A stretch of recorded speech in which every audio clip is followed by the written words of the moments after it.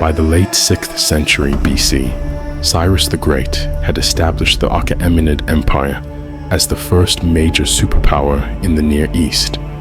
After Cyrus's death, his son and successor, Cambyses II, continued his father's legacy by launching a campaign against Egypt, the last independent power in the region. Cambyses' skill in warfare led to his conquest of Egypt, where he became the first Persian pharaoh.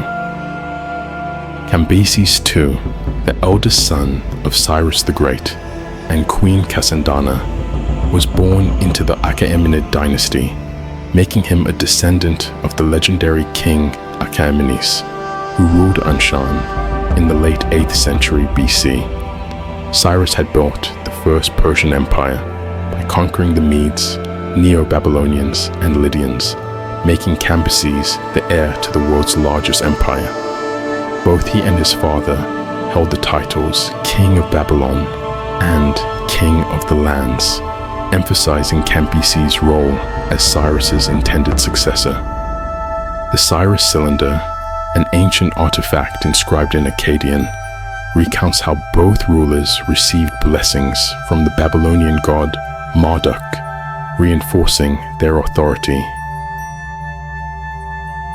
Greek historian Herodotus notes that Cambyses accompanied his father on his final campaign in 530 BC, but was sent away before Cyrus's defeat by Queen Tamiris and the Massagetae.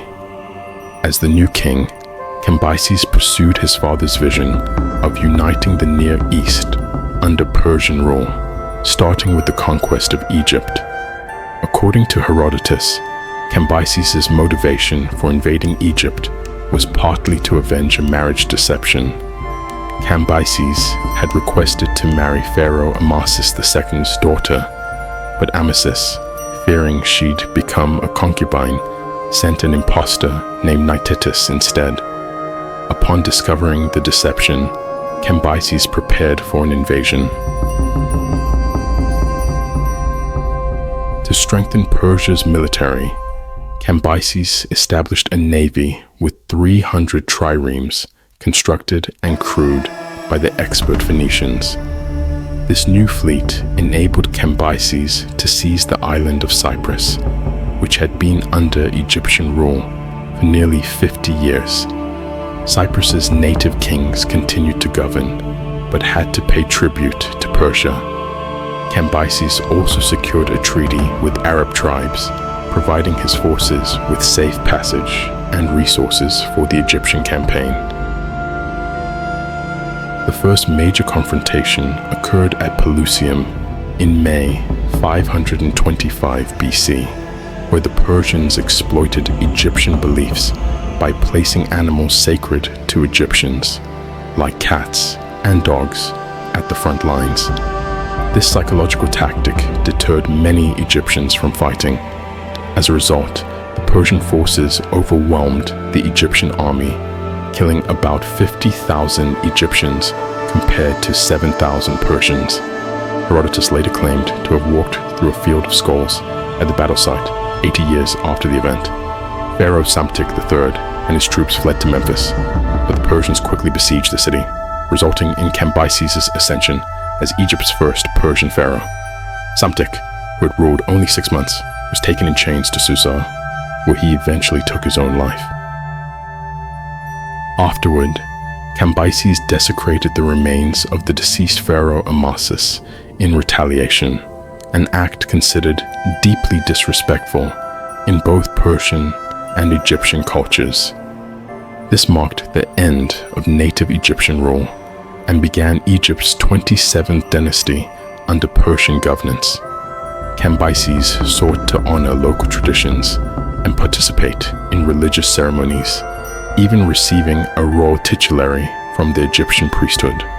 However, Herodotus describes Cambyses as a tyrant, disrespecting Egyptian gods and royal tombs.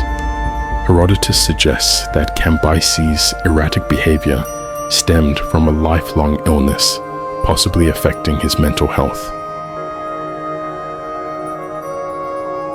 In one account, Cambyses allegedly sent an army to attack the Oracle of Amun at Siwa Oasis, but a sandstorm supposedly buried the 50,000 soldiers alive.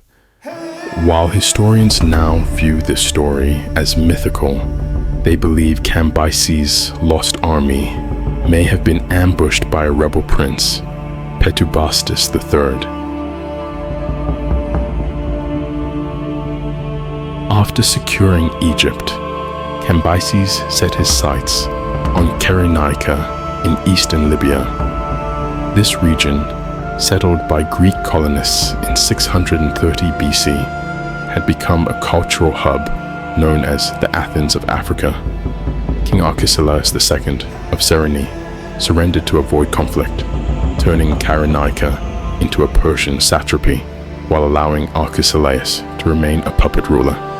Cambyses also returned Princess Ladis of Cyrene, a former wife of Amasis, who was found in Egypt after its conquest. Though he intended to invade Carthage, Cambyses' Phoenician troops, unwilling to fight against their own people, forced him to abandon his plans. News of rebellion in Persia caused Cambyses to return home, but he was fatally injured en route, dying in 522 BC. His younger brother Bardia briefly succeeded him, but was later declared an impostor and killed by 7 Persian noblemen. One of them, Darius, was chosen as the new king, further solidifying the Achaemenid Empire's power in the region.